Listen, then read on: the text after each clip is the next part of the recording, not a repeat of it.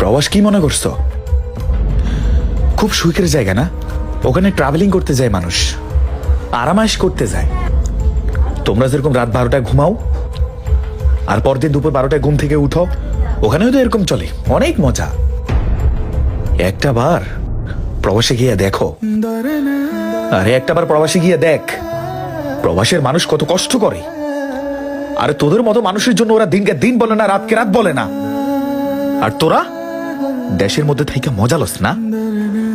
আরে আব্বা, আমি যখন 2 মাস টাকা পাঠাতে পারিনি, তোমার ছেলে আমার সাথে কথা বলে নাই।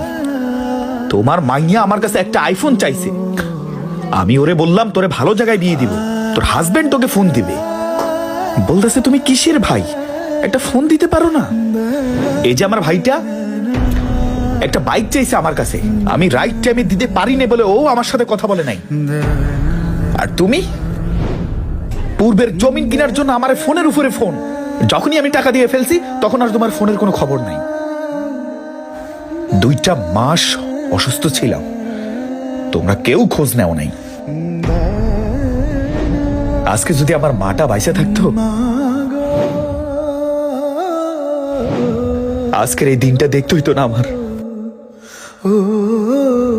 আমি দিনকে দিন বলি নাই, রাতকে রাত বলি নাই, শুধুমাত্র তোমাকে সুখের কথা চিন্তা করে আমি বিদেশের মাটিতে রয়ে গেছি। আরে প্রত্যেকটা বছর আমার ছুটি আছে, শুধুমাত্র তোমাদের কথা চিন্তা করে, বাড়ির কথা চিন্তা করে আমি ছুটি পর্যন্ত কাটাই নাই। আমার কি বয়স হয় নাই? হ্যাঁ, আমি মানলাম আমার বোনের বিয়ে দিতে হইব, তা আমার বিয়ে করা লাগবে না? শুধু তোমাদের কথাই চিন্তা করলা, আমার কথা একটা বারও চিন্তা করলা না। শুধু তুমি না, আমি বহু মানুষ দেখছি, আমার নিজের রুমমেটরে আমি দেখছি, ও টাকা পাঠালেই বাড়ি থেকে ফোন আসে, যদি টাকা পাঠায় না আর কোনো ফোন নাই। শুধু তোমরা আমাকে স্বার্থের ভালোবাসো, স্বার্থ শেষ আর ভালোবাসা পাই না তোমাদের কাছ থেকে। এমন কেন তোমরা? হ্যাঁ, আরে প্রবাসের বাড়িতে আমি অসুস্থ হইয়া পড়ছি, আমার একটা কি ড্যামেজ হয়ে গেছে, আমি এর চিকিৎসা করতে করতে আমি ঋণের নিচে পড়ে গেছি। আমি জানাইছি তোমাদেরকে? হ্যাঁ, তোরে জানাইছি? অথচ তোমাদের একটু জ্বর হলেই ফোন দিয়ে বলো যে টাকা লাগবে। জ্বরের খরচ কি 20,000 টাকা? হ্যাঁ, যে ছেলের জন্য আজকে তুমি আমাকে এত কথা বললা, আমি দেখব সেই ছেলে তোমার সাথে কি করে। প্রত্যেকটা মানুষ তার ভাইকে নিয়ে গর্ব করে, আর আমি আমার ভাইয়ের থেকে কষ্ট পাইছি, আমার বাবার থেকে কষ্ট পাইছি। প্রত্যেকটা ছেলে তার বাবাকে নিয়ে অনেক প্রশংসা করে, পোস্ট করে, তার গার্ডিয়ান, তার অভিভাবক, বাপ মায়ের পায়ের নিচে জান্নাত। আর আমি বাড়িতে এসে খালি হাতে ফিরে যাচ্ছি কেন? হ্যাঁ, তোমাদের কাছে কি আমার একটু মূল্য নাই? এ প্রবাসীরা কি মানুষ না? শুনো, বেশি কথা বাড়াবো না, আমার এই বাড়ি দরকার নেই। আল্লাহ যদি আমার নসিবে রাখে, বলছিলেন আমি আরো বড় বাড়ি বানাবো, আমি পারবো। এই চামড়াটা আমি কালো বানিয়ে ফেলছি প্রবাসে থাকতে থাকতে। ভালো থেকো তোমরা, গেলাম। ও, তোর জন্য ফোন চাইছিলি না? এগুলো তো তোমাদের জন্য আনছি, রাখো রাখো রাখো, এগুলো তোমাদের জন্য, এগুলো আনছি। রাগ করিস না। এই কথা বলবি না, রাখ এখানে, যাস রাখ। তোর ফোন চাইছিস না? এটার ভিতরে আইফোন আছে, তোমার জন্য লোশন আছে, নামাজের কাপড় আছে, লাইট আছে, ছোট বোনের মেকআপ আছে, ও ক্যাম্পাসে চাইছিল না, ওটাও আনছি, রাখো।